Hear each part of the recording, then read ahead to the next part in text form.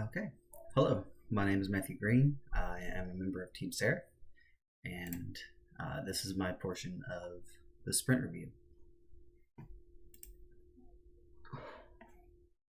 I want to apologize for the audio quality. I'm actually out of town this weekend, so I don't have my usual setup.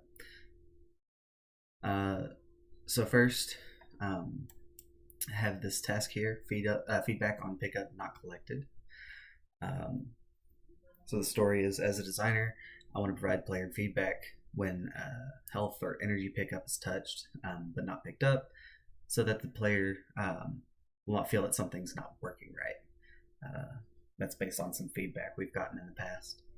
Uh, it's highest priority, no dependencies, completion criteria, and this was split up into two subtasks.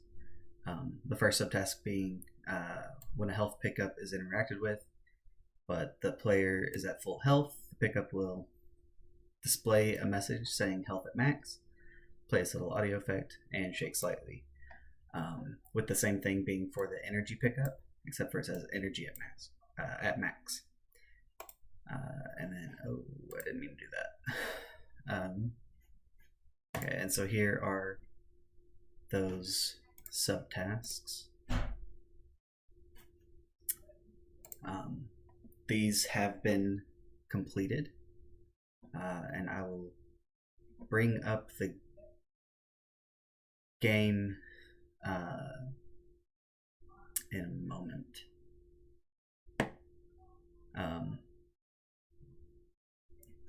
Sorry. Okay, so here we are. This is our final build.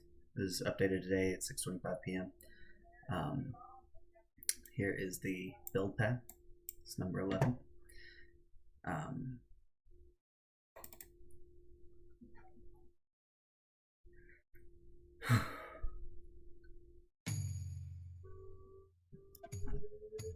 Our components. Shit. So this is actually going to be a little more difficult to show in build.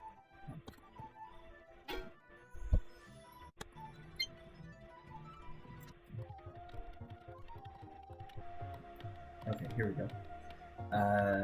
Here we have an energy pickup, and it tells us energy full, and a health pickup telling us health full. And that is that task. I am going to go back to Jira. So this task was the one that took up the majority of my time. It is finalize gamepad controls. So as a designer, I want to allow the player to navigate the menus with the gamepad so they can play any way that they prefer. This was to finish adding the gamepad support to the game. Also, highest priority. This was the last part missing it. And the completion criteria was when a UI menu is on the screen, the player will be able to navigate the buttons using a gamepad, with the D-pad and left stick being used to navigate up and down, left and right. Bottom face button to make a selection, and the pause button to exit the pause screen. Then we have audio controls be controllable by gamepad. Again, D-pad and left stick to navigate, left and right on the D-pad to adjust audio levels. This ended up having to be changed to adding buttons, but you move left and right on the D-pad and left stick to switch between the buttons. And then the bottom face button to make a selection. And then for this we have all these menus. So we have the confirmation screen being one. To display this, I'm going to show the buttons that I hover over with my mouse are highlighted. If I move the mouse over here out of the way, I can navigate with the controller as well. I press the A button to resume. Restart brings up the confirmation screen. This one says to restart the level. I can say yes. I can say no. So here's the volume controls.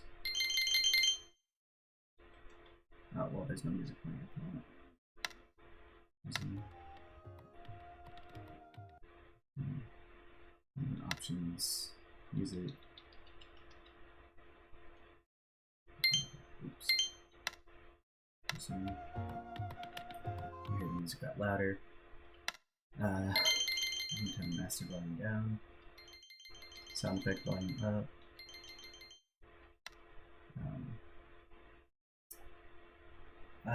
So that's resume.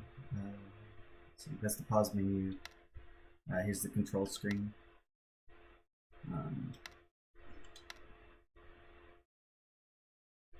I'm just going to show all of these and then I'll show the tasks associated with them all. I hope that's okay. Here's our credits screen again. And on these ones that only have one button, I can push any direction I want. I can hover and unhover, and the button's always going to be selected.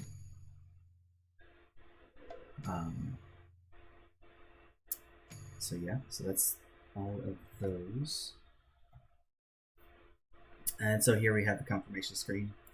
Upon being added to the viewport, the first button at the top and left is automatically selected. On mouse hover, the selected button is adjusted. On mouse click, it's confirmed. D-pad and left stick to adjust selected buttons. Gamepad A button, confirm selection. And those are going to be the same across most of these. I did have to do them individually in each menu. There were some things about working with the widgets that if I had known then what I know now, I would have built different. But again, upon being added to the viewport, first button at the top and left is highlighted. Mouse hover, mouse click. This is for the pause menu. For the credits, obviously there's only one button, so when the screen is added to the viewport, the back button is automatically highlighted. When the confirm button is pressed, left click on mouse, A on Xbox controller, the widget is removed from the parent, and the main menu is displayed. This happens both when viewing the credits from the main menu and viewing the credits after beating the game. So let's see. Enter level on being added. Okay, so this is one I haven't shown yet, but it's the same criteria. When added to the viewport, first button from the top left is selected. Mouse hover, mouse click. Let's show the rest of these. Okay, so I need to enter level, the game over one.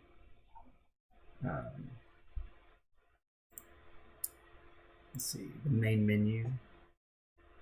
Again, it's the same. Menu options.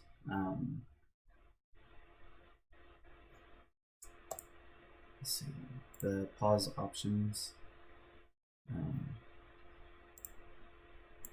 The victory screen. Which is shown, it's the same as the interlevel screen, but they are visually different, and they are separate widgets, but they're both to move to like the next level. And then the final game victory screen. That one and showing the credits playing after the boss fight, I'm not sure that I'll be able to do. I will try to record that and add it to the end of this section if I'm able to. I have not been able to beat our game yet. So back in here, we're going to new game.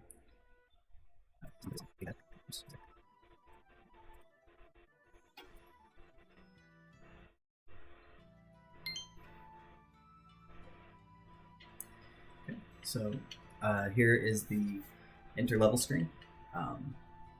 So we can say stay here, and we can begin level.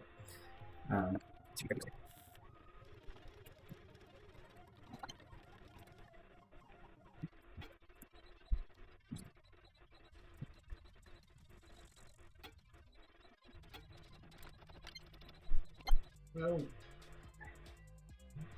oh mercy. Oh, okay. So the game over screen. We have the main menu, restart, retry checkpoint. So I'm going to retry from this.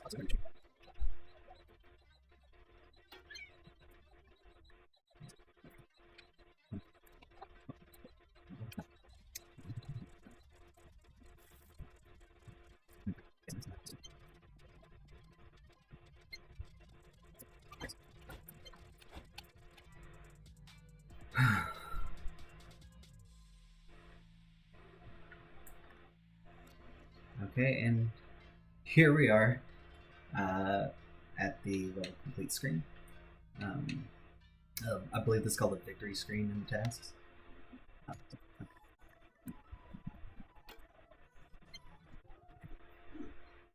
Alt tab. So yes, that's the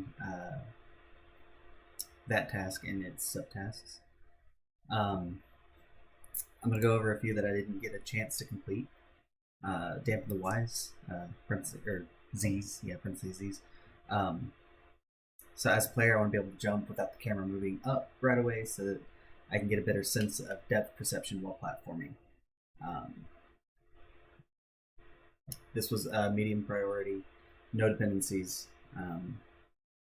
The completion criteria was that the camera does not move up when the player jumps unless they reach a point higher than the peak of the jump. The camera will move up to its default height relative to the player when the player exceeds the jump height. The camera will move up appropriately if the player is lifted by means other than a jump. The camera will follow the player down if they move lower than the initial position for the jump, and the camera will follow the player down if they move by means other than a jump. So walking off a ledge, taking an elevator, walking downhill. And the camera will continue to follow the player's horizontal position regardless of whether they jump or not. Unfortunately, I was not able to implement this this sprint. Out of energy feedback, as a player, I want feedback if I try to use an ability without energy, so I can be quickly informed of why my abilities don't work. It was high priority, no dependencies. I unfortunately was not able to get this one done either. The completion criteria: audio effect plays when the player tests using ability while out of energy, and visual feedback plays on the energy bar showing that it is out of energy. So enemy mass aggro. As a designer, I want enemies within a range to be alerted when one enemy is alerted, so the player can be made to feel tense when they are seen by an enemy. This was medium priority, no dependencies. Completion criteria: when the player is seen by an enemy, enemies within 15 to 20 meters are alerted to the player's presence as well. This was just something I ended up not having the time to complete as well. And then, of course, finalize the splash screen. This was listed as high priority. And it was just, as a designer, I want a splash screen that shows who made the game, what engine it was used, so that players will know a little bit about who made it. Priority high, no dependencies. Completion criteria: splash screen is a short video. Includes a screen that shows the team's name, one that shows what engine was used, and one that shows Full Sail's logo. Unfortunately, this was something I didn't have the time to learn how to properly do to implement it this month. So back into tasks that I did get to complete. So we have Stonefall Attack defeats affinity enemies. These are enemies that are supposed to take damage from a certain element in the game, and the stone ability, you were able to use it in air to fall on them and defeat them no matter what affinity they had. So enemies with an affinity are defeated by the Stonefall Attack. Enemies with affinities take decreased damage from all sources other than their weakness. That was the expected result. The actual result was that the enemies can still be defeated easily by the Stone Drop Attack regardless of whether they have an affinity. So we have the steps to replicate here. Enter the toy box level, follow the wolf to the right until you see the enemies. Grab tails on the way, switch to the stone ability. Jump on the enemy with a red sphere around them, turn into stone before landing. Note that the wolf dies even if it has an affinity. I discussed this with the creator of the affinity system, and he liked to have the stone attack damage affinity enemies. So we made it a feature and we adjusted it so that it would only deal damage one time on the way down, and if the enemy is not defeated, the player character is moved so that they can land on the ground.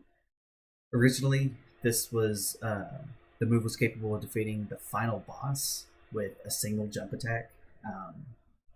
Now, the stone ability will deal damage once, and then the player will have to jump again to do it. It'll only apply damage once while the player character is still not on the ground.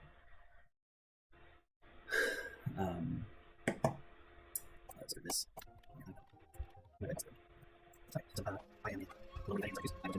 all affinity enemies in one hit. So here we have, I believe this is a lightning affinity,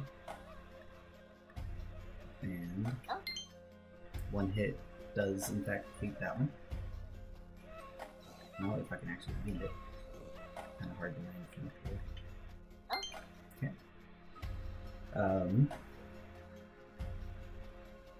Alright, so this one here is, I believe, a stone affinity.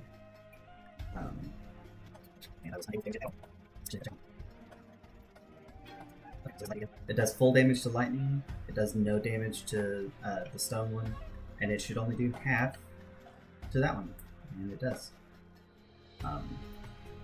So there is that part working in game. Back to this. So yeah, that was the changes made to that one. So enemies spawned don't track the player immediately.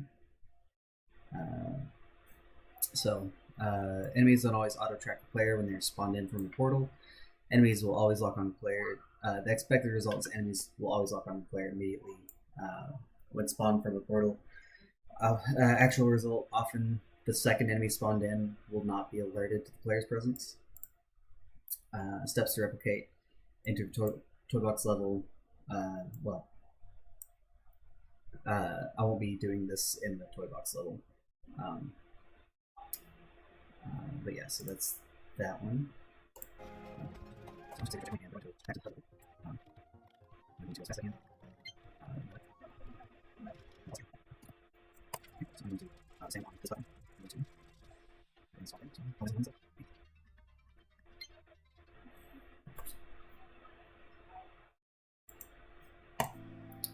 Okay, here I am in the level called Tower of Luna. So I'm going to hold the button down. Once this is converted, should be 1, 2, and they are both chasing me.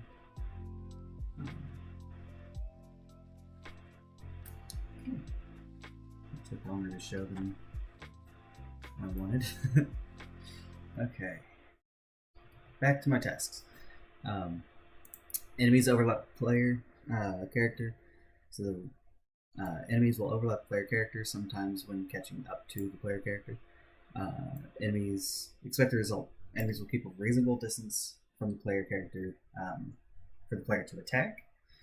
Actual result is that sometimes enemies get too close to the player character and will sometimes make it difficult for the player to use abilities to fight them. Here are the replication steps. Play through any level until you encounter an enemy, get their attention, let them catch up to you, and note whether they are overlapping the player character. I left a note there that it may take multiple attempts to get it to work. We're going to return to the hub, because I believe there are some enemies in here. Now, I've got to show this with the wolf enemies because the other enemies were not in the game beforehand and would not have had this problem. simply by virtue of being bipedal. But here we have the wolf, and if I wait.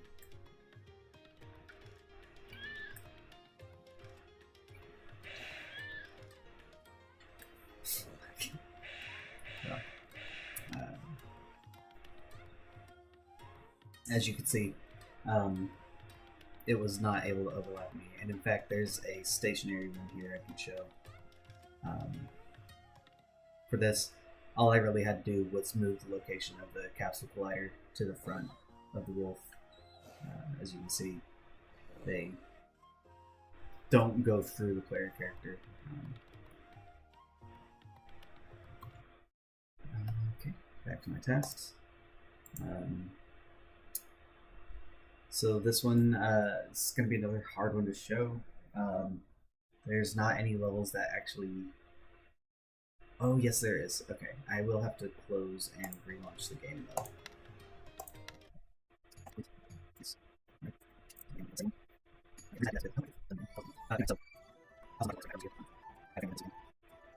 Okay, so as we approach, we can see it's green, which means that it is open and ready to be used.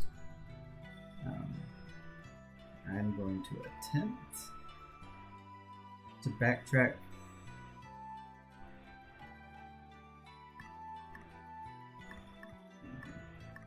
There we go. So the player character dies, retry from checkpoint, and it stays green. Beforehand, it would revert the mesh to where it looked as though it was locked again. And now it does not. Okay. So, the main menu level. As a designer, I want the player to be greeted with the character of the game as soon as possible so they feel excited to play the game. This was high priority, no dependencies. That was actually incorrect. There were art dependencies. I was not thinking as clearly when I wrote this as I wish I had been. So completion criteria: create a small scene for the menu level. The size the menus so that they fit appropriately. Add ambient sounds and music. This can be seen here. So there's our splash screen. And yeah, this is the scene,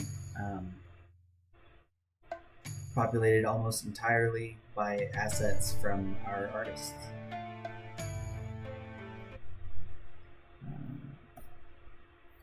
Okay. Hub level waypoint marker. As a designer, I want to guide the player efficiently to where they need to go so they don't feel lost during the game. High priority, no dependencies. When in the hub world, a waypoint marker will guide the player where they need to go. Depending on which abilities the player has unlocked, the waypoint marker will show a different location. So I'm going to click on New Game again. Run through this as quickly as I can.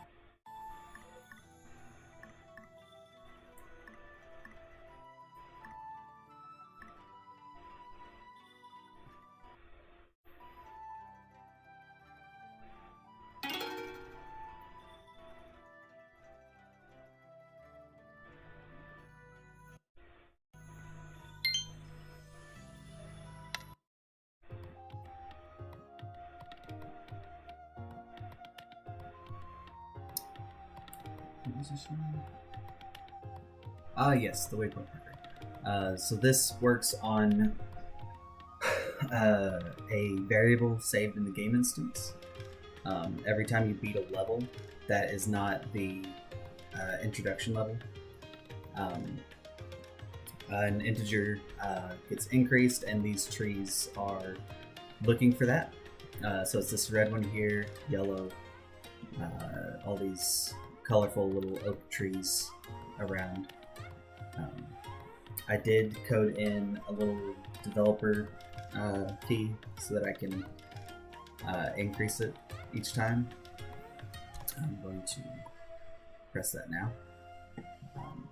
And these light up to show the player where to go to access the next level. And it goes all the way to the final boss.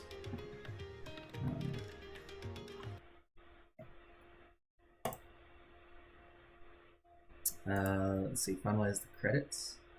So as a designer, I want players to see everyone who worked on the game as well as what assets were used, so that everyone can get credit they deserve. Highest priority, no dependencies, name of every designer and artist is displayed in scrolling text box. Required attribution for all music is displayed in scrolling text box, as well as any additional required attribution. So I'm going to return to the menu again and show this working.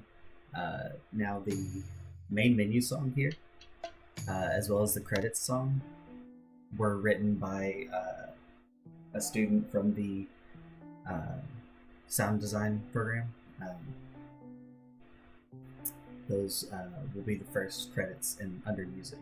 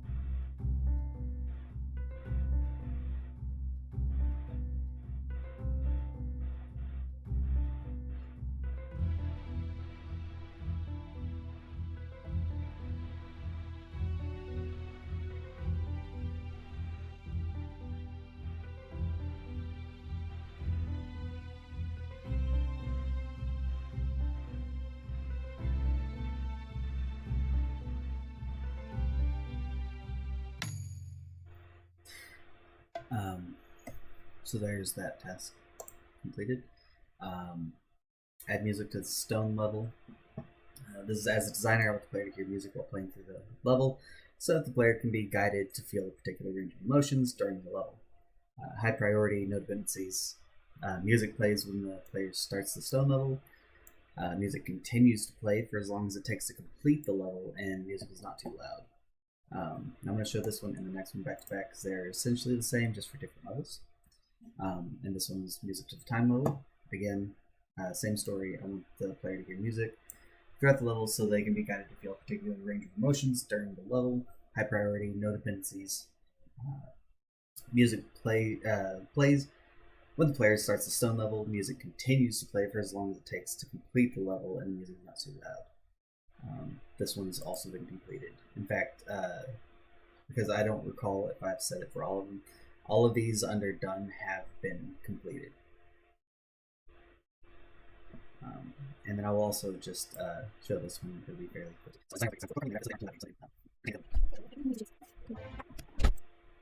So this one is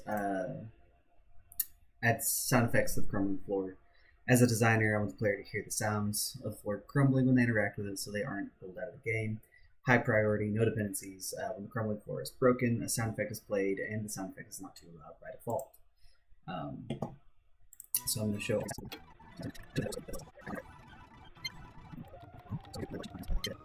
these levels. So here is going to be the crumbling floor.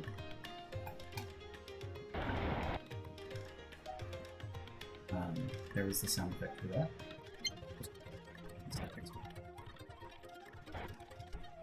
And Temple of Stone, begin level.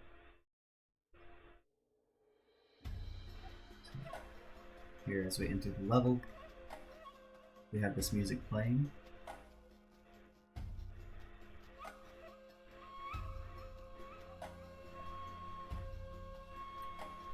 And real quick, We return to hub and quickly run into the time level. Again, using my little cheat here.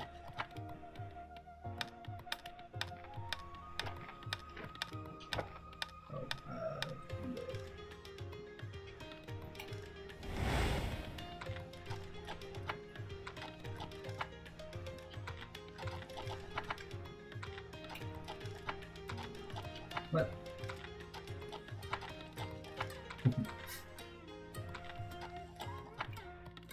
Okay, there it goes.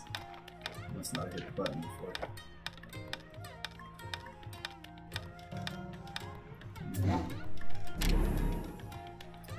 Alright, so as I enter this level, the music begins to play.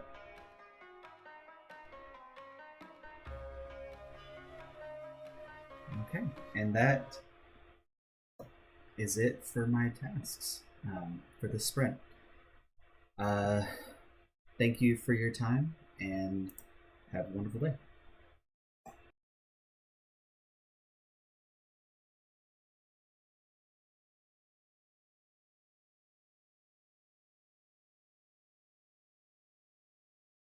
Let's go ahead and start the game first.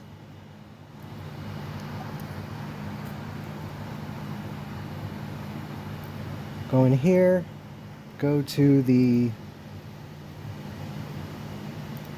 Okay, so for the first task that I made, it was to add a stand-in for the NPC that follows Kiri around. So what we did was we got an art asset in for another NPC character, and instead of just putting him in certain places, we made him follow him around the player. That way, whenever the player interacts with things, it looks like somebody's talking to him, and stuff like that. It literally took me 55 minutes to do. I was able to just add the mesh in on a springboard. So let's go ahead and I'll show you that task.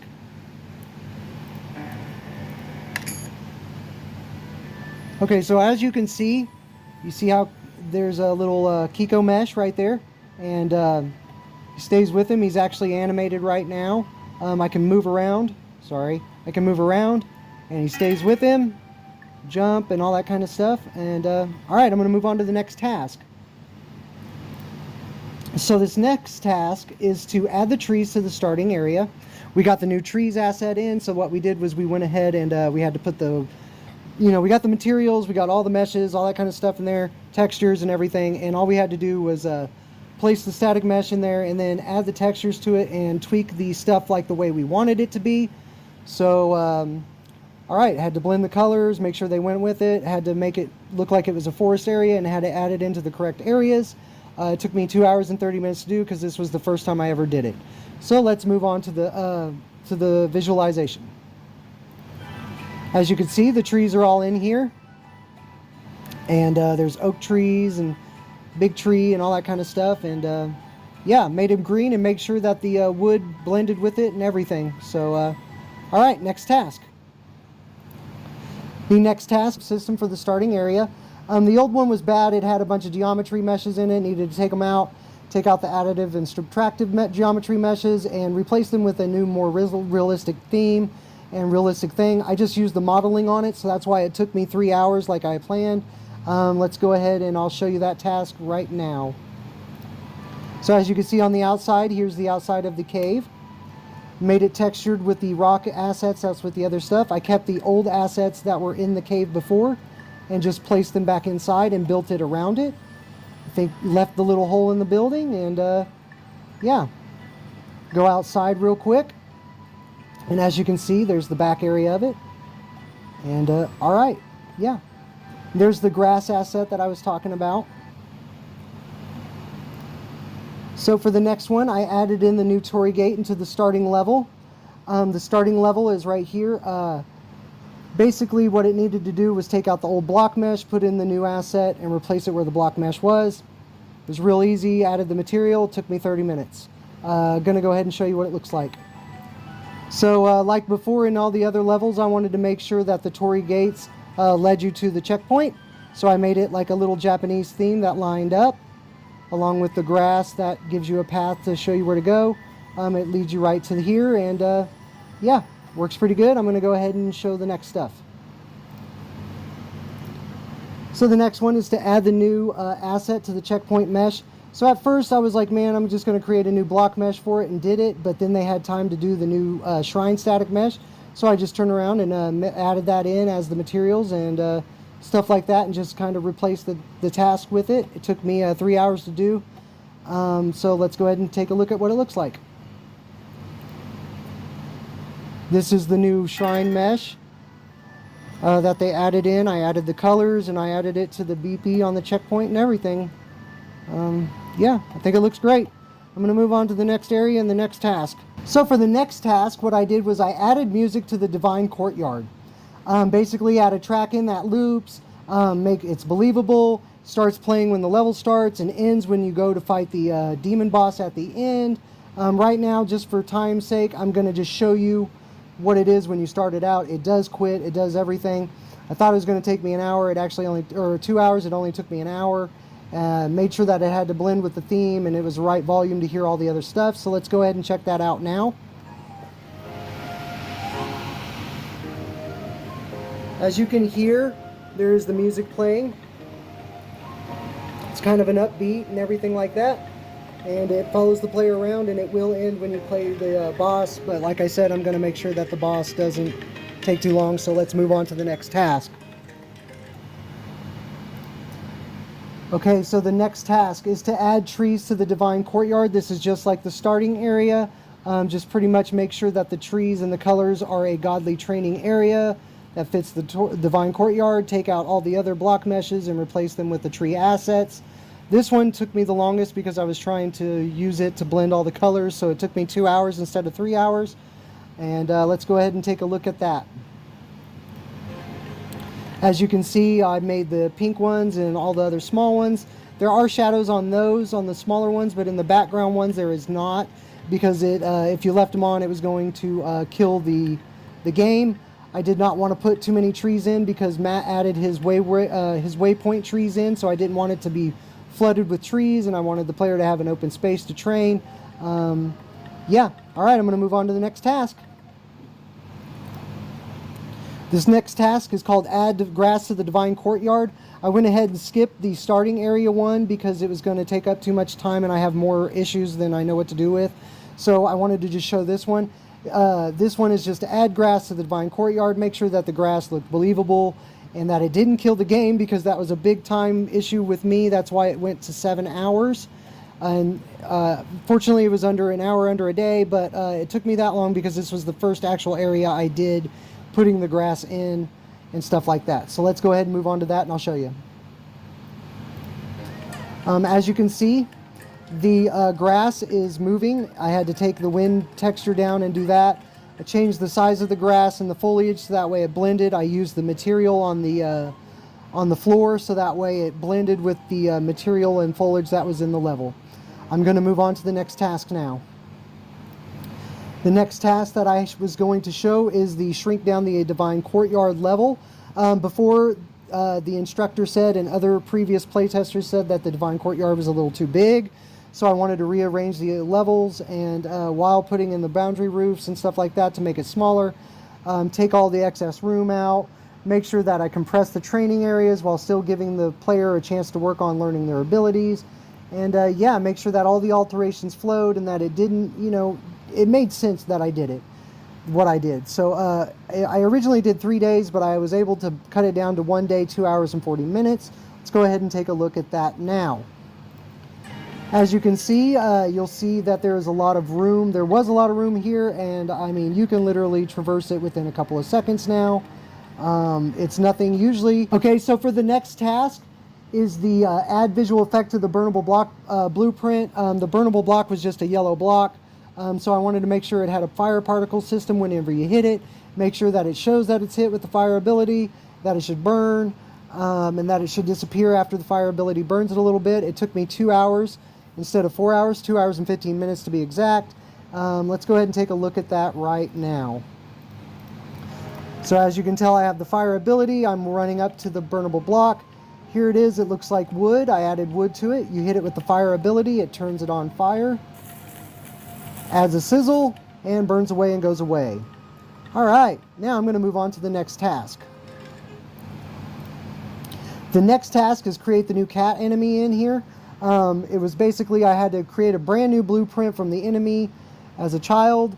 Make sure that it was the new cat static mesh that they imported from the art assets, made sure the animations work, made sure it had the spear weapon and all that stuff. It literally took me overtime of 2 hours and 2 days, 4 hours logged, when it originally took me 2 days is what I originally put, but it took longer. I'm going to go ahead and show you what it looks like now.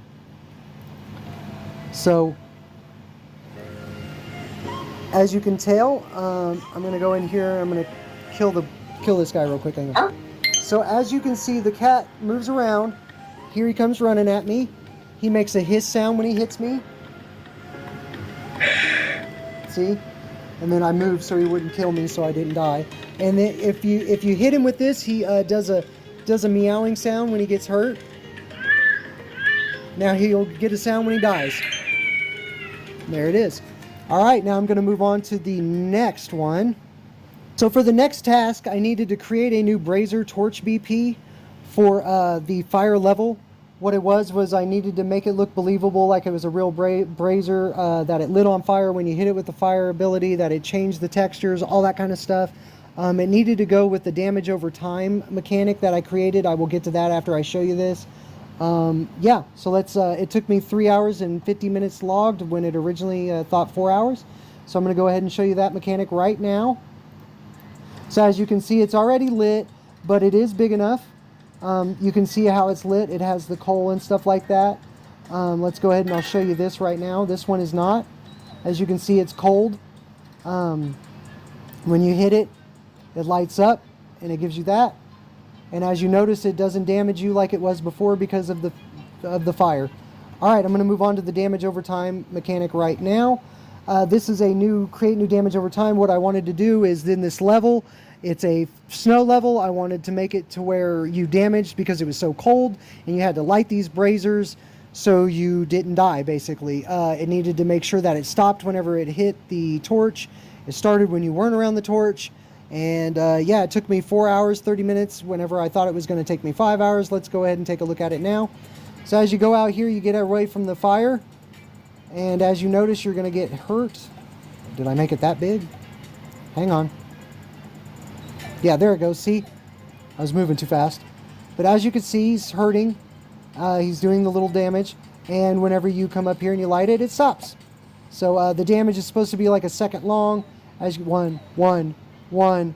So yeah, it works really good. And I'm going to move on to the next task.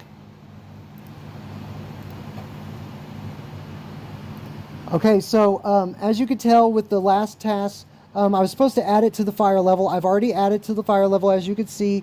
I wanted to make sure that they were placed out through there really good. They're really good apart. I think the player has a very good chance to see what's going on, and it adds excitement while not adding too much damage to kill them quickly. And I think it's really good to help navigate through the level. Literally took me the exact time I thought it would, an hour, because it was really easy to do. I've already showed you where they're at. I'm going to show you them some more as I show you the other assets. So here it goes with the next one. The next one is called the Create the Cloud asset for the fire level. It's a Niagara cloud effect. It's just supposed to look like it's supposed to snow and stuff like that, so that way it's in there. So I went ahead and created it. I'm going to show you, it took me 2 hours and 25 minutes to make when I thought it was going to take me 4 hours. I'm going to go ahead and show you what it looks like in the level real quick. And then that's it. And then I'm going to show you the next one because it was supposed to be the next issue is to add it. So I'm actually going to head and combine the both right now. It's to add the cloud asset to the fire level. Just make sure that it was believable and that it looked like it was a cloud asset. It took me 3 hours because it kept killing the game every time I added it in. So I had to remake it and make it big. So that's why they're kind of conjoined. It's supposed to take me 2 hours. It took me an hour over. Let's go ahead and show you that now. So as you can see, I added a fog height effect along with the cloud, so that way it looked like it was snowing. Gives it that little Silent Hill look, you know. And anywhere you go, that cloud is there. It looks great. I love it. I'm going to light this, hit the checkpoint, pause, and move on, so that way I can show you the next task. So, all right. The next task is adding in the blocking volume. I basically took this and I just used it as creating the landscape. Took the landscape and basically built it up so where the player could not get stuck or, you know, jump into the abyss that was around the entire level that they could fall into. It took me 7 hours instead of a day because I needed to redo the actual landscape. I actually added in the block mesh or the blocking volumes instead of doing the landscape first. But I'm going to go ahead and show you that real quick right now. So as you can see, the walls are up. Player can't jump on the walls or get out of them or anything like that. So yeah, I think it looks really good, and I'm going to go ahead and move on to the next task. Okay, so for the next task, it was to add the new static mesh for the lightning altar. All it was getting the asset from the art assets, putting it in there into the BP, and putting the new material on it. It took me 2 hours and 45 minutes because we kept having problems and I needed to redo the BP orb placement whenever you placed it down, where it went, and stuff like that. So let's go ahead and start that out. As you can see, you'll see the new mesh right there. I'm going to turn down this volume, sorry. As you can see the new static mesh with the material on it right there. I already put the orb up there so you can see where it sits when he drops it. It's pretty much in the right spot and everything. So I'm going to go ahead and move on because I have a bunch of tasks. Okay, so for the next one is going to be to add a better visual cue to the lightning orb. Before it was just a simple material that moved. It wasn't very noticeable, so I added a lightning effect to it so that way the player could see it and be easily seen wherever they wanted to be. Took me 50 minutes because it was kind of a pain. Thought it was going to take me 1 hour and 30. I'm going to go ahead and show you now. So as you can see, whenever I light it with the lightning, you see the lightning pop up and show on there along with the material that was already on there before. And all right, I'm going to go ahead and move on to the next task right now. So let's show you. Fix the bouncing tree so the player cannot stand on it. Okay, so before the tree wouldn't shoot you up if you stood on it just right because the blocking volume wasn't good and there was already a mesh on it and you could stand on it. So instead this time I fixed the overlap to where it would shoot you up. I had to keep readjusting it because I had different sizes of the tree. It took me 45 minutes instead of 30 minutes. Let's go ahead and take a look at that. So as you can see, the tree is already here like it was before. You jump on it and it hits as soon as you touch it. No matter where you go, whether you don't touch it or not, it hits it and it's good to go. I'm going to move on to the next asset right now. The next asset is actually going to be the cloud mesh, which is right here. This is for the moving spline cloud asset. What it was I got a cloud asset from the artist. I basically just needed to put it in for the super grid material that was on there before. I added in the material, all that kind of stuff. It took me 1 hour and 40 minutes to do instead of 2 hours. I'm going to go ahead and show you it. As you can see right here, it's a cloud mesh. You jump on it, looks way more like a cloud now, and it moves just like you need it to, just like the last one. So, all right, I'm going to move on to the next task. So for the next task, it's going to be add music to the lightning orb tail level. I'm going to go ahead and turn up the music right now. So what this is I just needed to find another music track just like the Divine Level, Divine Courtyard. Make sure that it blended, it was fun for the player, it was loud enough for them to hear, but not loud enough to mess up everything else. It was supposed to take me 2 hours, but I had done it before, so it only took me 1 hour. I'm going to go ahead and show you what it's like now.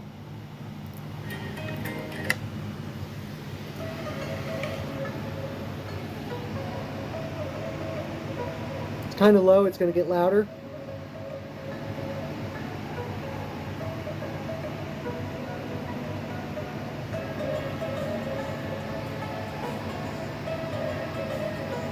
Okay, so I'm going to go ahead and move on to the next task. On that task, it said something about it needed to end whenever you fight the boss fight, but that's also a condition in the boss fight as well. But I'm going to go ahead and show you the other task before that. So add grass to the Cloud Temple level. It's just like all the other levels. Add grass to it, put the foliage in, put the mesh in, put the material in. It took me 3 hours instead of 4 hours. This one took so long because this was the actual one that I had to change the material on to make it more white like snow and blend with the level.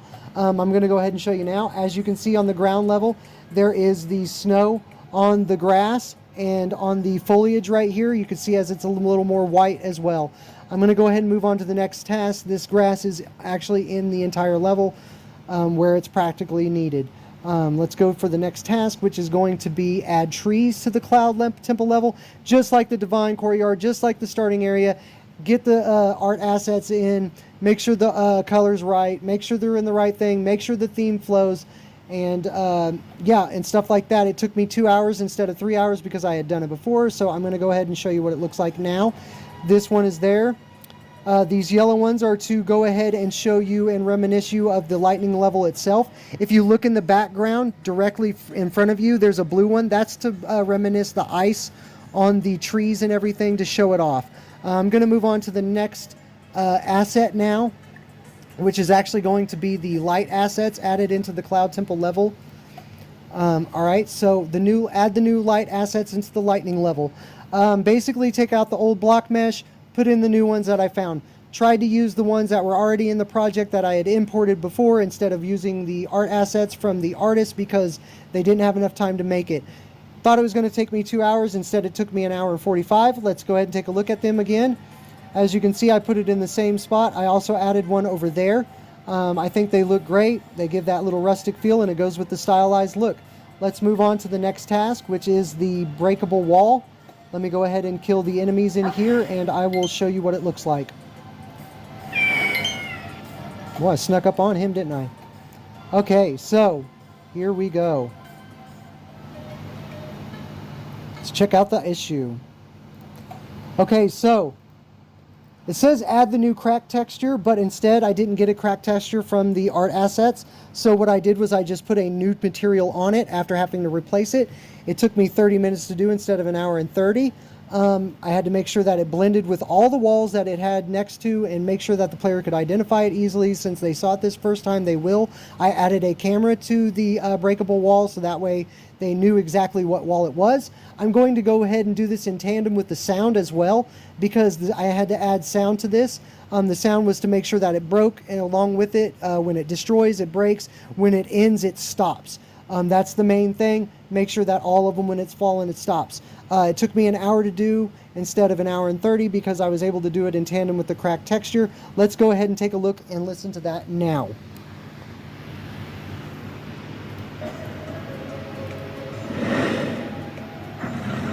So as you could see, the camera turned to it, it destroyed it, and it stopped when it destroyed, and it also played the sound just like it was supposed to. I'm going to move on to the next task now. The next task you will find is add a new texture to the fall platform. This fall platform, and this is actually in tandem with the pressure platform as well. I just needed to change the platforms from the super grid material to an actual something that's believable with all the levels in the themes and stuff like that. I had to make sure that they were all in tandem with that. It took me 10 minutes to do because it was pretty easy to figure out. I'm going to go ahead and show you those now. These are the pressure platforms. I know I didn't show you the issue for that, so I'm moving along fast with those. I want to show you the fall platform, which is right here. As you can see, it's sandstone, which is an actual type of rock that is easy to fall and is weaker than these heavier ones. That's why those heavier ones take longer to fall. I'm going to move on to the next issue, which is adding music to the boss and into the lightning level.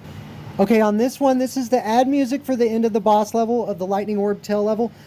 This was supposed to be in tandem with the other one that I showed before. If you get next to, or whenever you go into the area where the enemy is, it starts playing the boss music. As soon as you kill the enemy, it goes it moves back up and it stops the time or the song. It's supposed to take me 3 hours. I actually was able to do it in 2 hours. It's supposed to fit with the theme and all that other stuff, just like all the other issues. I'm going to go ahead and move on and show you now. As you can hear the regular level playing. And boss music starting. This does loop, but I'm going to go ahead and go quick so I can show you how it stops. And as you see, it stopped playing and it played the original music. And that's the end of that one. Okay, so for this next task, I did the upgrading the water vessel. I wanted to make it look more realistic without having to use the art assets or anything like that they needed to make. I went ahead and skipped it. and just made sure that I put the super grid meshes in there. It took me about 2 hours to do because I was trying to make sure I found the right ones and worked with Will with it.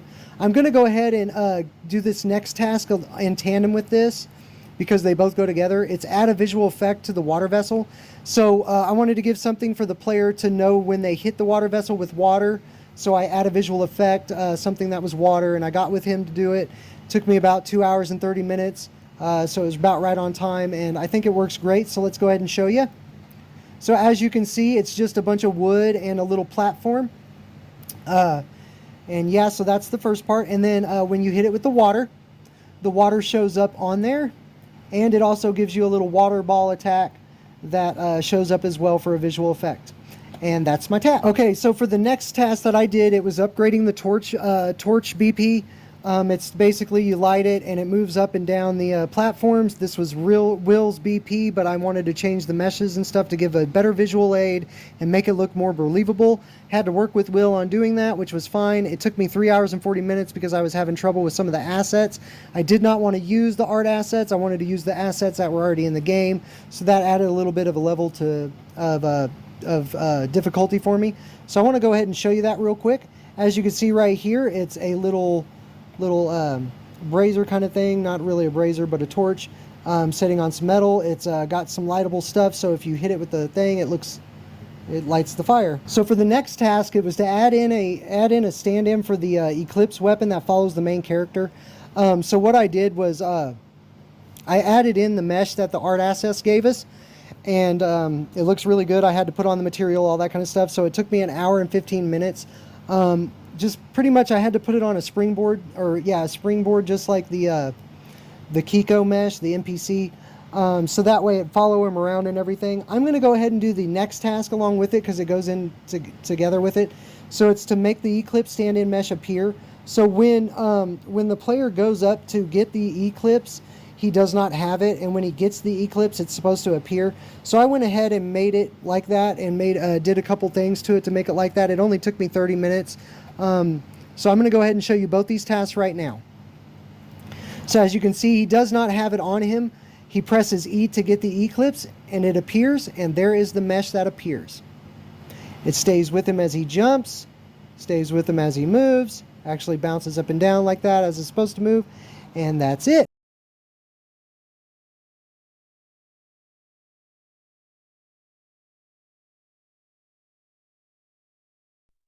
Hello, I am William Horbach of Team Seraph, and this is my review of the issues I worked on this month.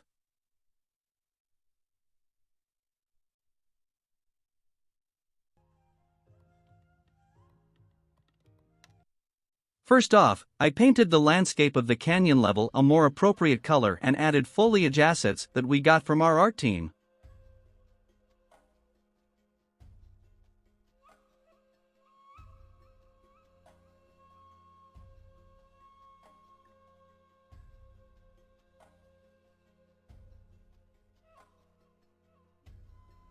I also added music to the level as well as did some volume adjustments, most notable in the crow's sound effects in this level.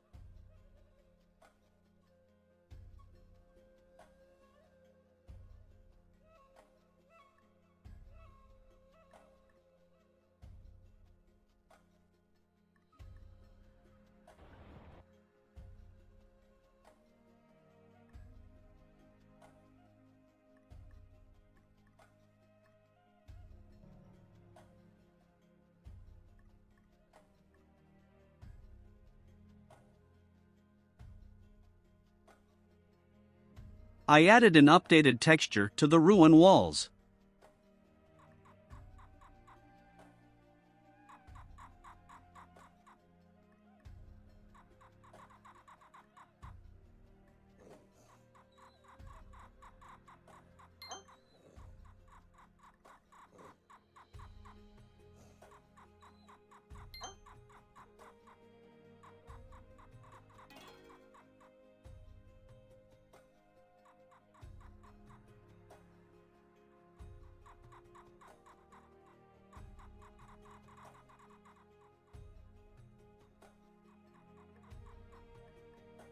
I added a texture to the moving platforms as well.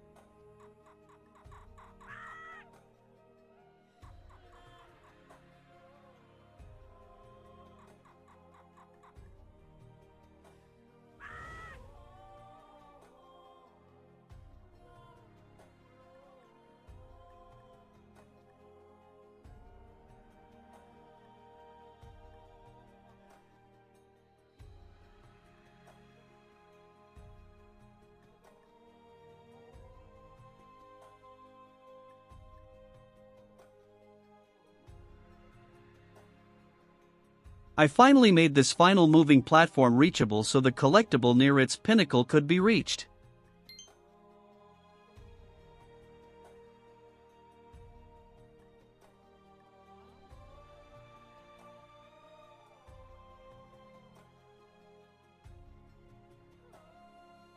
I removed the pillars with lit or unlit torches on them and had the idea to use an emissive material on the pillars to correspond with what water vessels to fill instead of using the lit torches.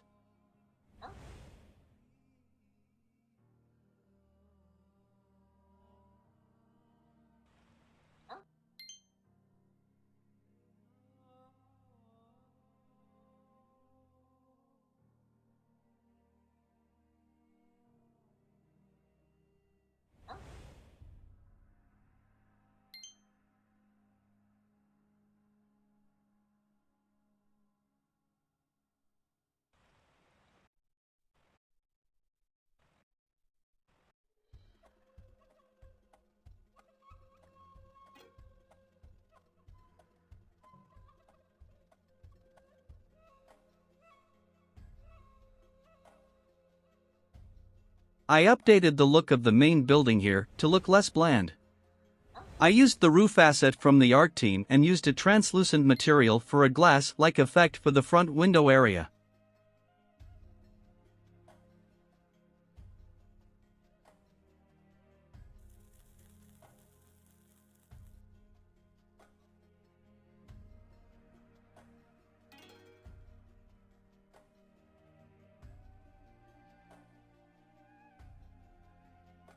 I fixed up the interior here so the wall could not be jumped over, forcing the player to find the torch buried under burnable debris.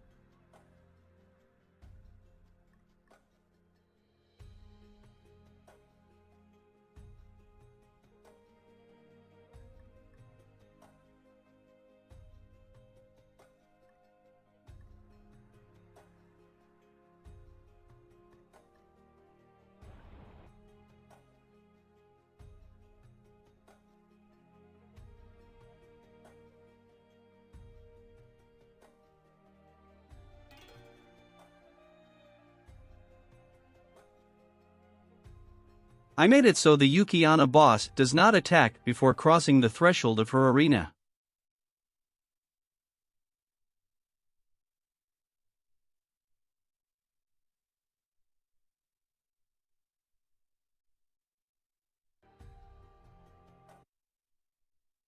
I added a way for the level's music to transition to a separate boss track for this area.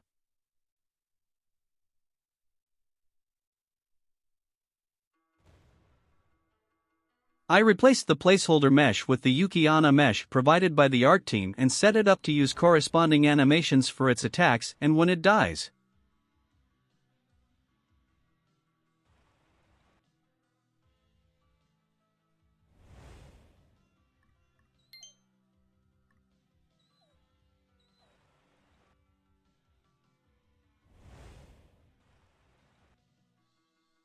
I added the icy damage over time mechanic from the snow level to this fight to make it more interesting. I tweaked the torches that turn the damage on and off so they will go out after some time and thus restart the damage over time.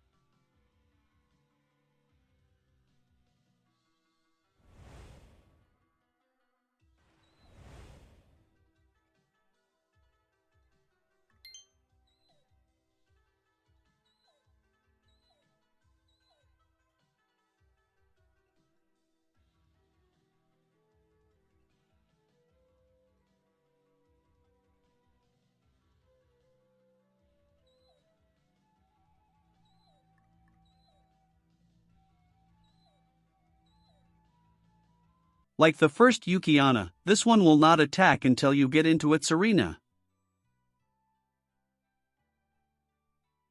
Quicker than the first Yukiana due to being a child, I also set up more animations for this boss fight as well that had some variations from the first one.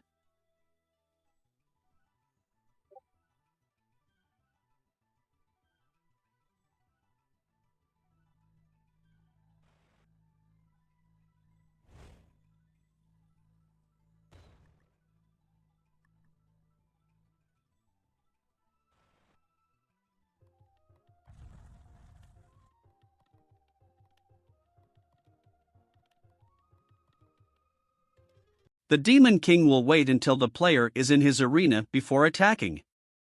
His mesh has also been updated with an asset from the art team which included varying animations. I fixed the AoE markers as well as added new ones for more of the area of effect attacks.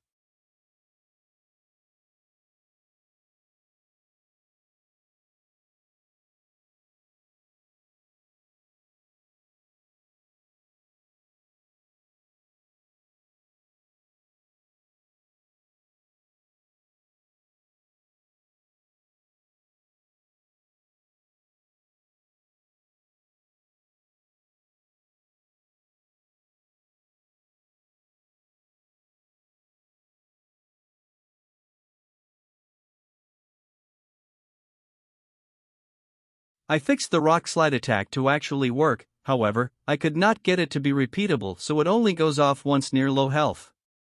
It works with the area of effect marker. And that is all of my issues I worked on this month. Thank you for your time.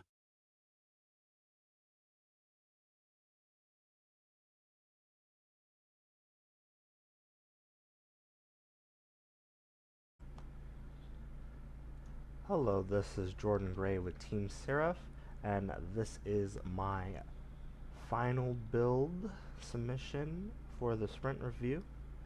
And I'm going to go over some of my tasks as well as showcase what I've completed over the course of the month and kind of go into detail about what I did. So, just to name some of my tasks, I had pretty much labeled all of my tasks in Jira as a polish. So like my level, Tower of Luna, which is my mastery, my prototype 2 level, my M2 level, my Temple of Divinity, which is my M1 level, my Shadow Warp and Shadow Wall, fixing some interactions with that and our character, my weapon Eclipse and the material that you use Eclipse to break, fix some stuff with that, added some sound effects and background music to the level and to my features, and that's pretty much it.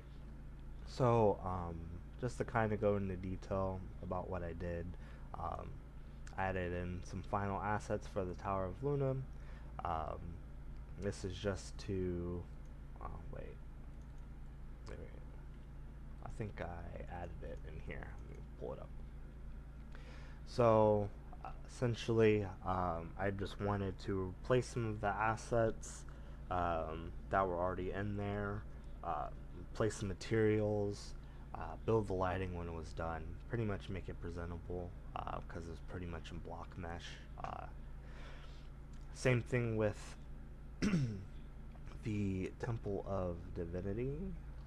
Let's see if I can find it. Let me just do. There we go. Temple of Divinity is the same thing. Final assets, block mesh assets, building lighting, Shadow Warp. Essentially, I just wanted to change the collision because in other iterations of this mechanic, the player had some issues going through the wall. It was just very clunky, didn't feel right, wasn't smooth. And then it didn't have sound effects, it didn't have a visual appeal, it was just a purple wall. So I wanted to make it fit the theme, make it look more polished. Clips, one of the main features of the game, you kind of get in the middle. Essentially, this is like a divine weapon akin to Amaterasu's glaive that she is iconic for. Essentially, this weapon is pretty much based off of Moon Knight's weapon. So, um, you collect it, you destroy materials, destroy the Clip's material that's attached to it, and there's affinities in the game that have a purple shield, and the Clips works towards that as well. But essentially, we were just getting the final asset in. We polished it, um, changed the ammo for it because it has an ammo system. Made sure that had a material for it. We made sure that the base collectible, which Kiri experiences in the hub, that had the final asset as well instead of it just being a black square. Um, when you shoot Eclipse, the projectile, when it hits a wall or hits an enemy, it has a sound effect. That's pretty much this task. The platform, Rising platform, it was having some issues where it was a little buggy, but essentially I just wanted to reassess that the platform worked, that it moved on vertically and horizontally without any issues for the player. I also changed the material on this too, which isn't listed, but I did that. Has sound effects when the player enters the collision, and then it has a delay and has a sound effects to reset at its original position.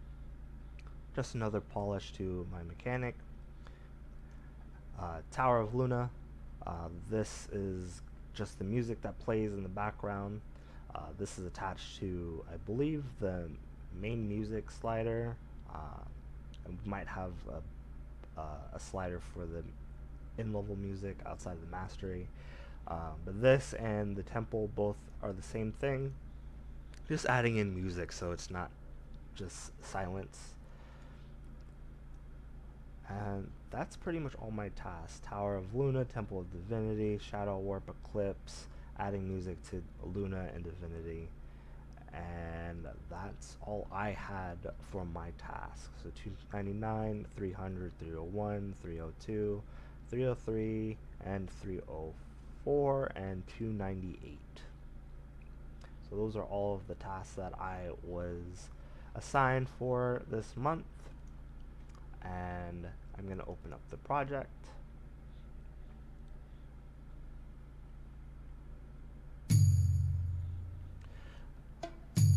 So,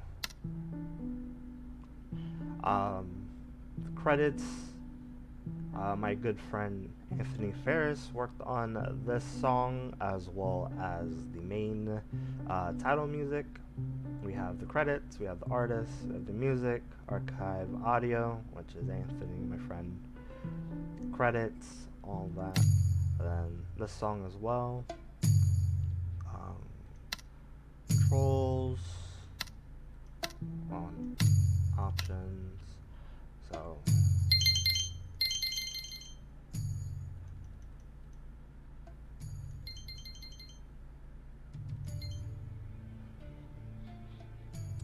alright. Boom, boom, boom, boom, boom.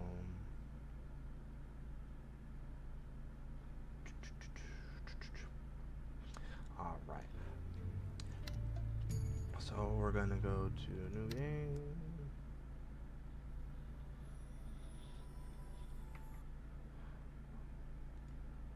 Resume.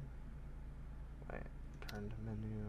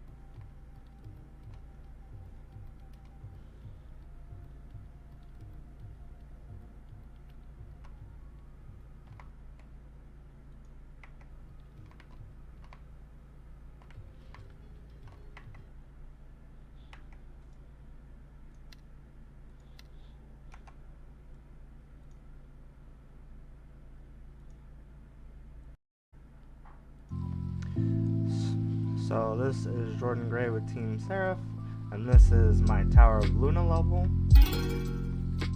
As you can see, I replaced the order of the trees. It used to just be a straight path, and it now leads to the entrance with those pink trees over there. But I changed the direction of the tower, the sunlight towards the tower. And all of these assets have materials on them.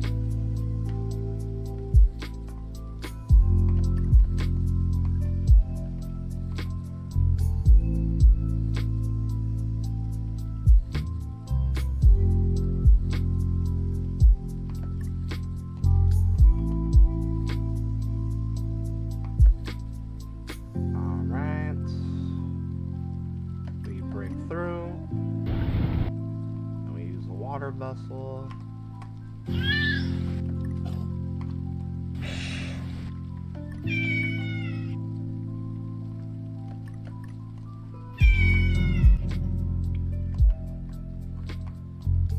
So this room has been textured.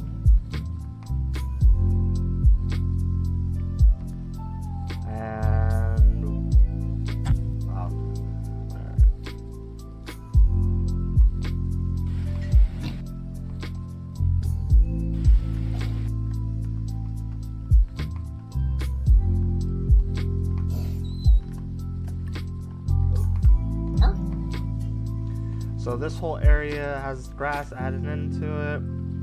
I added squares here to indicate where essentially the player will go using metals.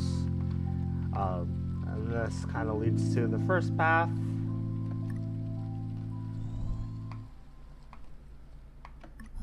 So we got our first checkpoint here.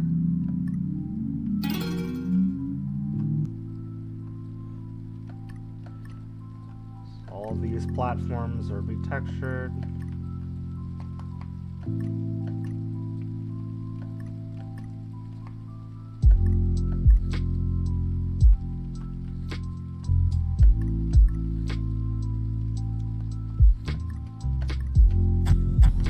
Oh my gosh, messed up.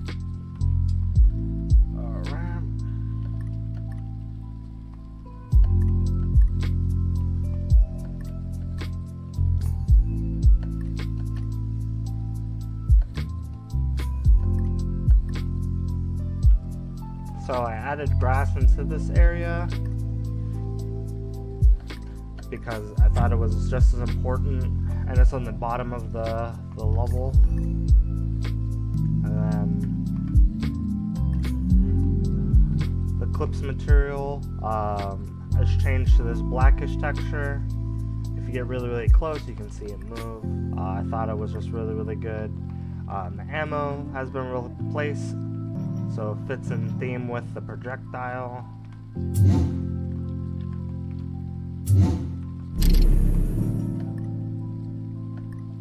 This platform is a rising platform, which I added a sky texture on. It has the sound effects when it goes up, and then that hard delay sound indicating that it's resetting. When you hit the Eclipse wall and you hit the regular structure, as it sound two different sound effects.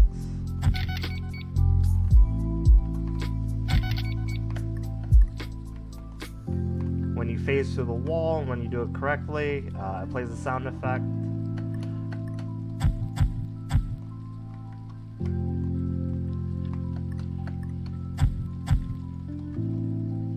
Wait till my energy is back.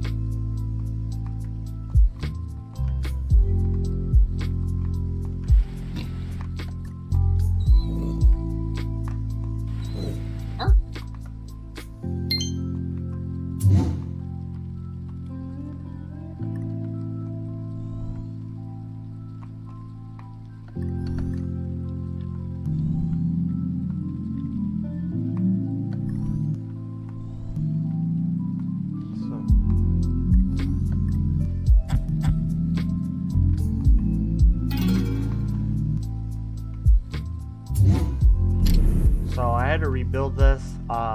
Over there and around the tower, I rebuilt it, so this is the new way into the end area. And essentially, to open the portal, you have to purify the orbs, just like you would regularly.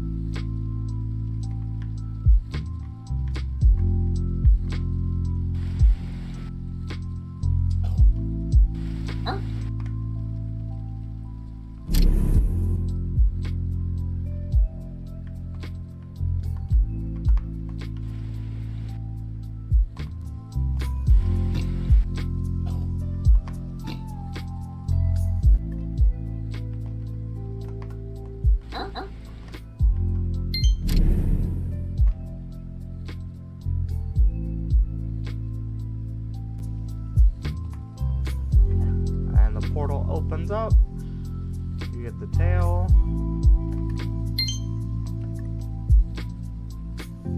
And that's my level for the Luna.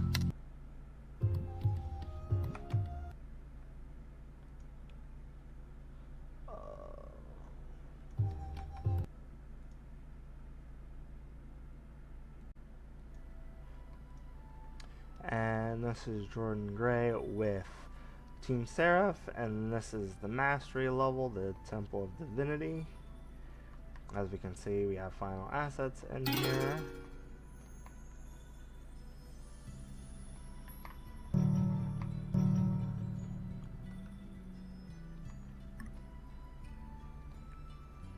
Alright.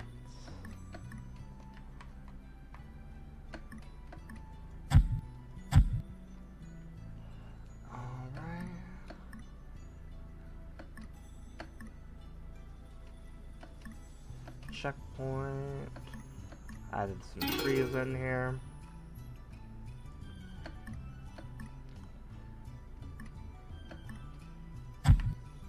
Oh, oof. So with the help of Steven, I was able to make this level happen.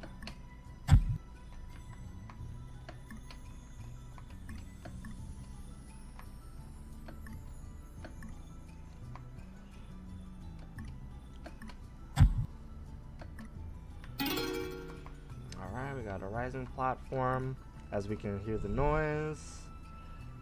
And then in delay, this is for the rising platform. Just wanted to showcase that.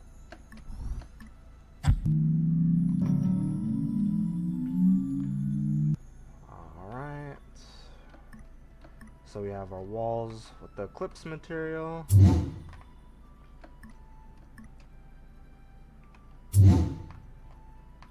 If it hits a regular wall, it makes a different noise.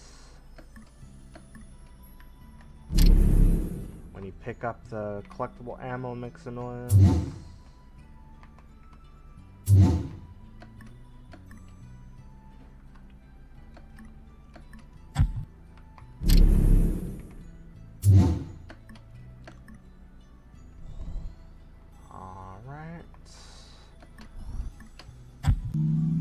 So all of this first area, I solely made, worked on.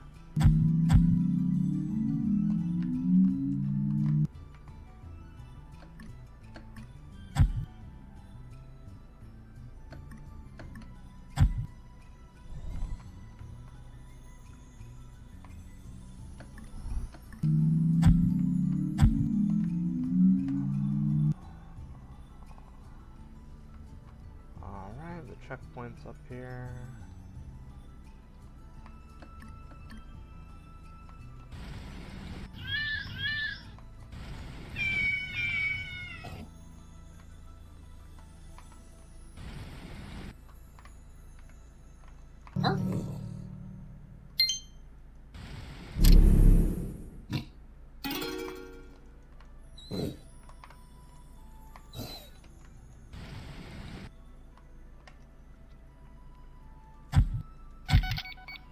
Alright. And we have the mastery area, which leads to my area, which is over there with the portal.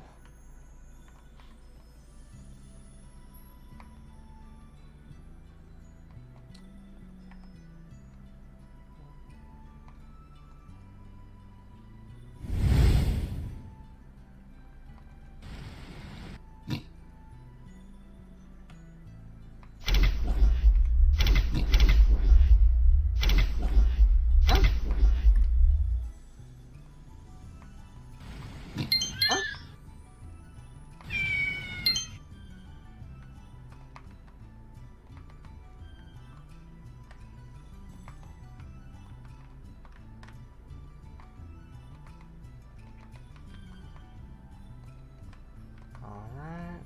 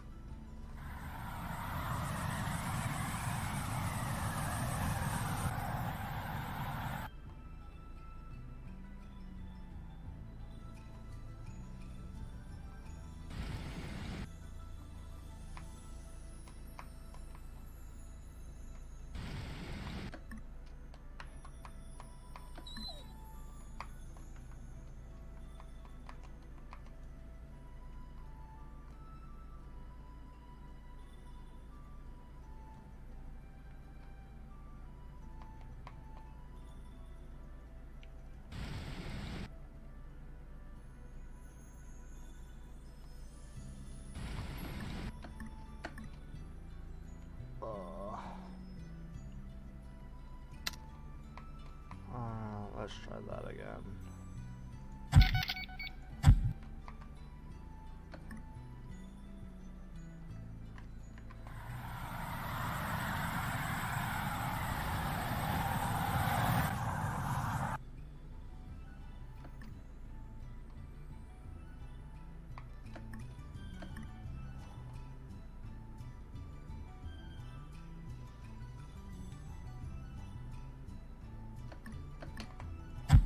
Oh my gosh. Let's try this again.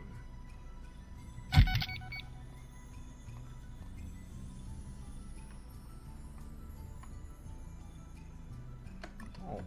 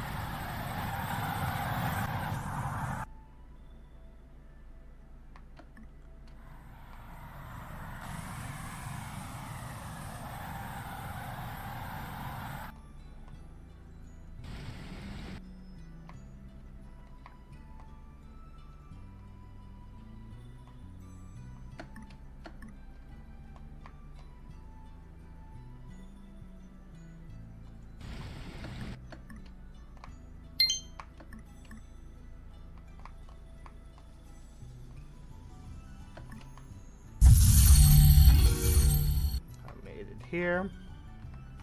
So I worked on this area here, and then Steve worked on the rest.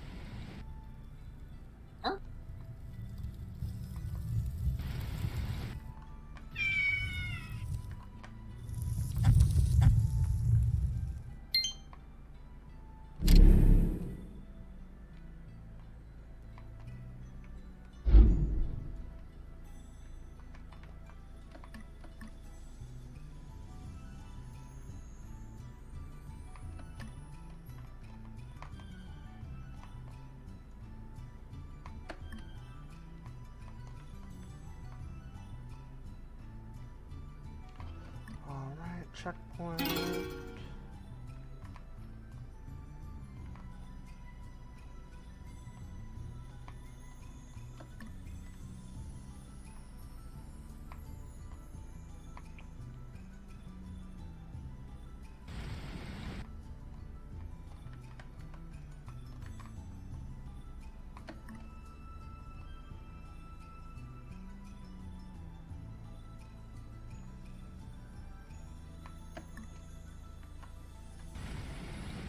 Oh, I had the wrong ability.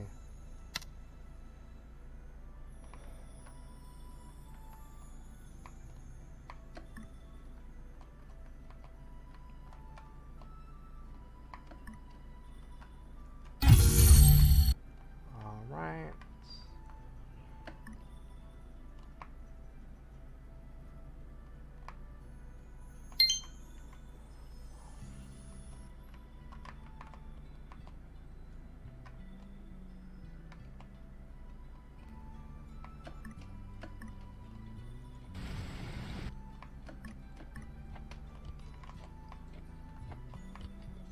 Oh my gosh.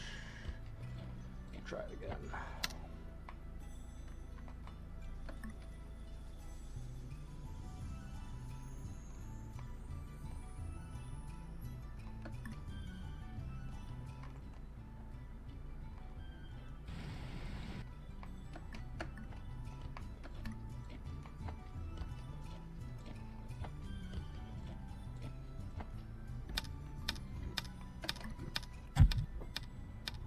Oh man.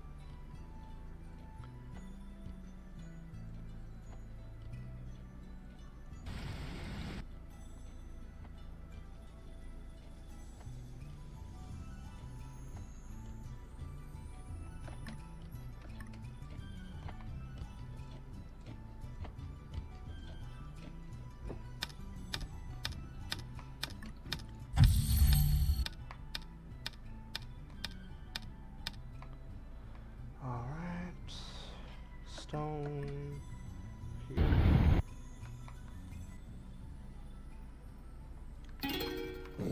Oh.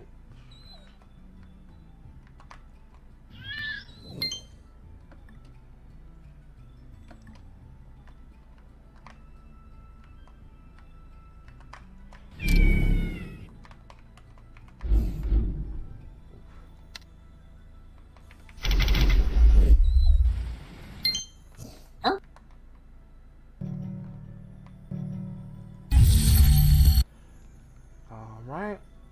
And then this is the ending of the mastery level. This is what I worked on. This is inside the big pyramid where the spheres are. And I didn't create the boss. I just worked in this the structure that holds the fight.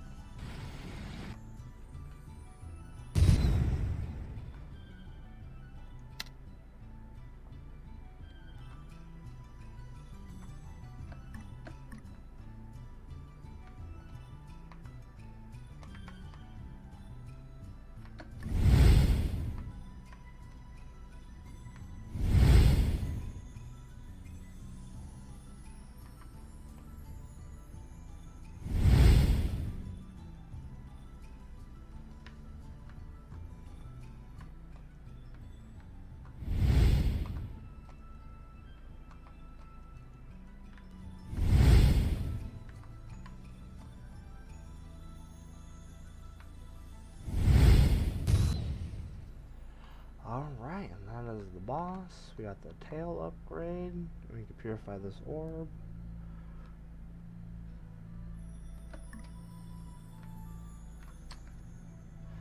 And the upgrade allows Eclipse to have a max ammo of 20, and it does more damage.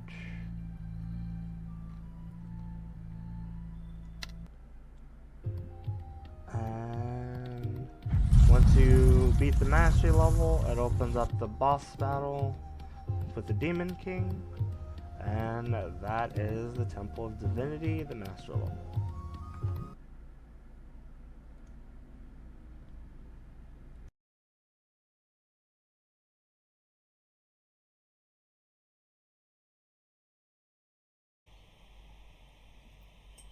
Hello, my name is Brian Lacey, and this is a sprint review for Curia Teld 9. Okay, first things first, we're going to go to Jira, and we're going to go over the assets that I worked on. Okay, polish mountain shape so that it fits the level's desired look. This is for the stone level. Change mesh use mountain shape, zoom actual mountain, add rock-like texture to the existing mountain areas in the level. Change mesh to believable design. This includes the mountain and the fences for the stone level. Change texture material, add a fence post to resemble real fence. Change rock asset to resemble believable rocks. Change rock asset texture material. Change texture of the stone floor to resemble a real stone-like floor. These tasks are still in development as of right now. Now we'll jump over to the game.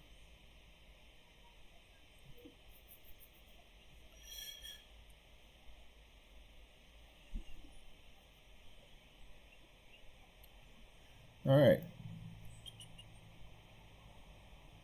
Options. Controls. Pretty simple. Credits.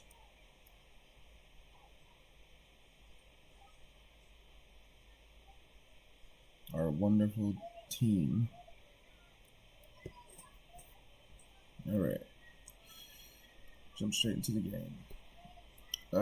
For time's sake, I will try to move as fast as possible, just so I can get to the areas which I adjusted the meshes in.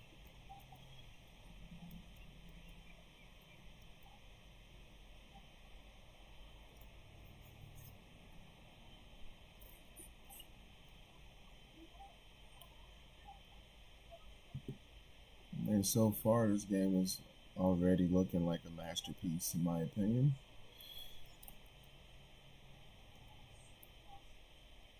And like I said, for the sake of time, I'm literally going to speed through the levels.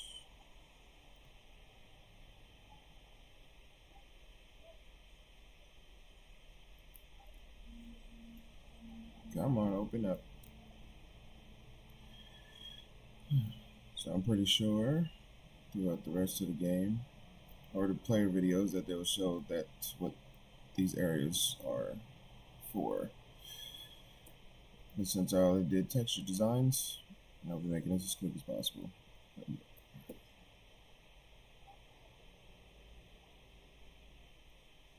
Oh.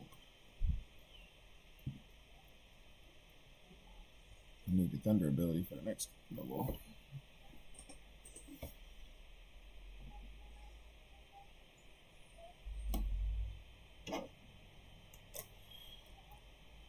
Move, little wolfie.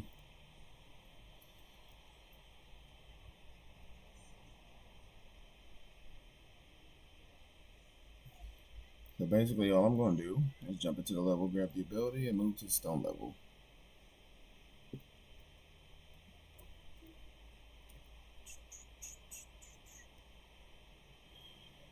If I can make it without dying from the cold.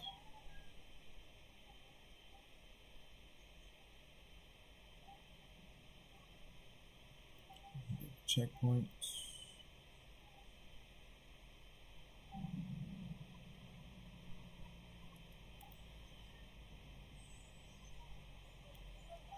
Excuse me.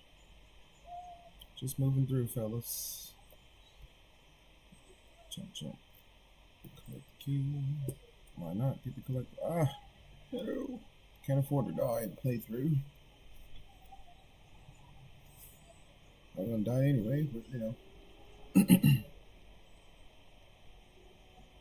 Kill some enemies so I can get some health. Nope, that didn't work. I died. No biggie. We have the first tail. Oh, where am I going?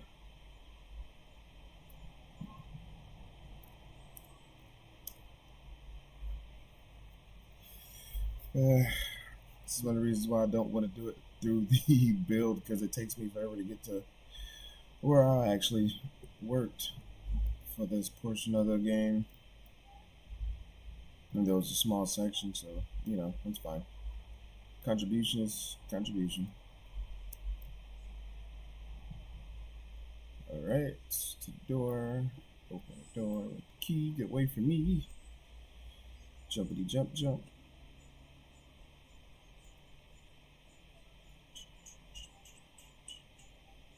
Alright.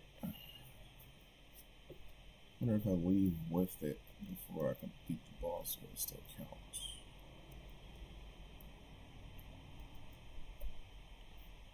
We're about to find out in a minute. Alright. Sweet.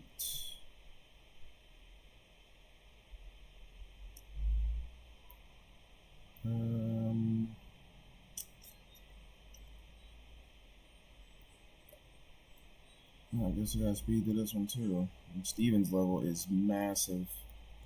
Cripes.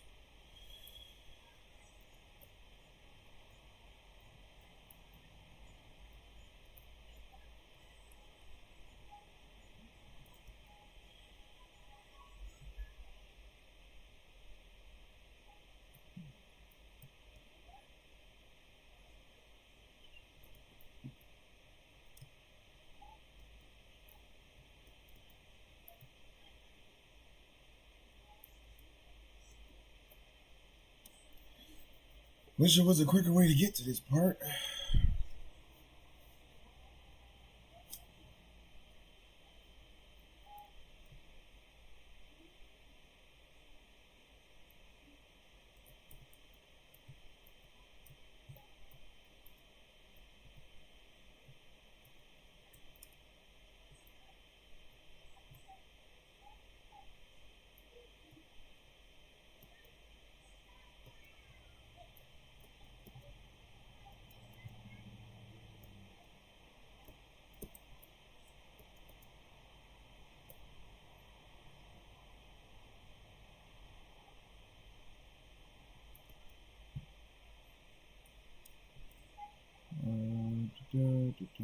It's gonna take a while.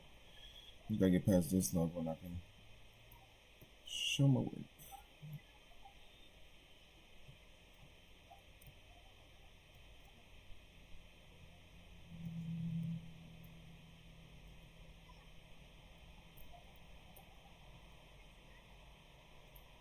I think it's pretty cool how Steven got this whole tree bounce design. It's pretty neat.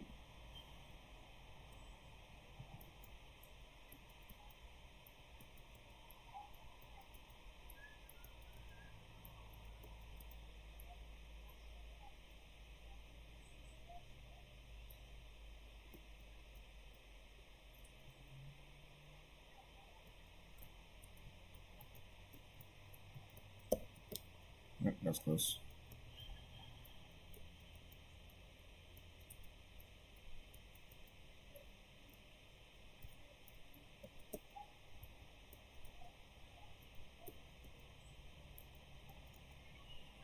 Like I said, for the sake of the video, I'm trying to be as quick as possible. So once I get the stone ability, I'm bounce and head over to the stone level.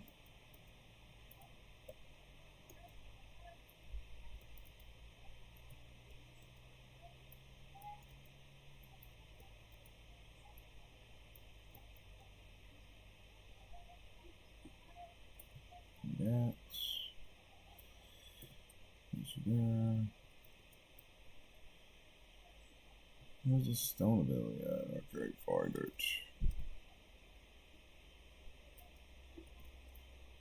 Ouch, don't bite me.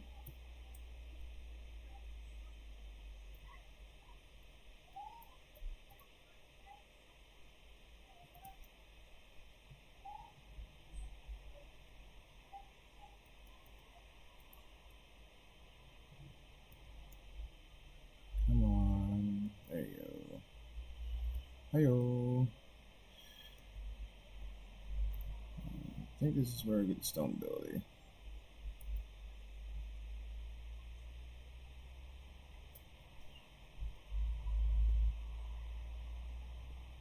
Open up. Open door. That's not good.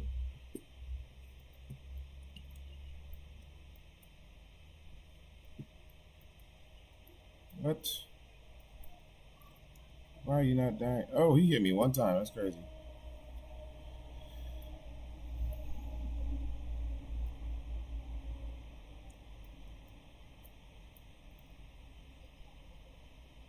This level is gigantosaurus. Giganosaurus. It's 9:33. And I'm still trying to get to this end part. Should have hit the checkpoint. That'd have been smarter. Come on, door. Why did it not do no damage? I gotta stand in front of him to hit him. It's crazy. Okay. Alright, now we can get to where I did my work. And it should be pretty self-explanatory, honestly.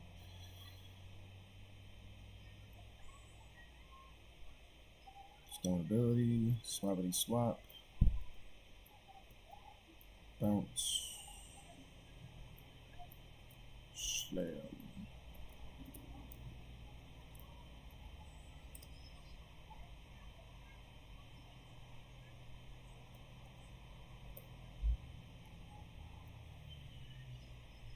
Okay. The fence design that I did. Actual wood. Okay, let's break through the floor. 1 second. Stone ability. Crash. Alright. This is the first stone courtyard that I was working on. And this is the this mountain area that surrounds the stone courtyard. Little pebbles and rocks. Another fence design. There's a lot of wolves out there. I don't know what's going on. Come on, use it. Why can't I use the thunder ability? Why is it not working? Oh. Well, those were the textures that I designed. And thank you for watching.